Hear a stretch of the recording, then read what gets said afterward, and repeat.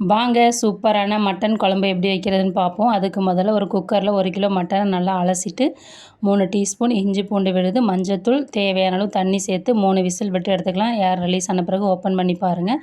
நல்லா பூ மாதிரி மட்டன் நல்லா வெந்து வந்துருச்சு பாருங்கள். இப்போ வாங்க அடுப்பு ஆன் பண்ணிவிட்டு அடுப்பில் ஒரு வானல் வச்சுக்கலாம்.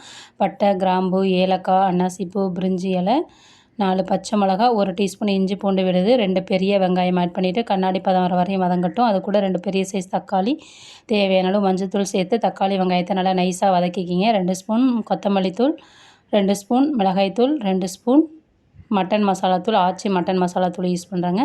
அதில் இருக்கிற பச்சை வாசனை போகிற வரையும் குக் பண்ணிவிட்டு தேவையான அளவு உப்பு, வேக வச்ச மட்டனை ஆட் பண்ணிவிட்டு வேக வச்ச மட்டன் தண்ணி ஆட் பண்ணிவிட்டு தேவையான அளவு தண்ணி ஆட் பண்ணிவிட்டு மூடி போட்டு ஒரு 10 நிமிஷம் அடுப்பை சிம்மில் வச்சு கொதிக்க வச்சோன்னா நமக்கு சூப்பரான சுவையான மட்டன் குழம்பு வந்து தயாராகிடுங்க. இப்போ கொத்தமல்லி இலைகளை மேலே தூவி விட்டு பரிமாறினோன்னா சூப்பரான மட்டன் குழம்பு தயார்.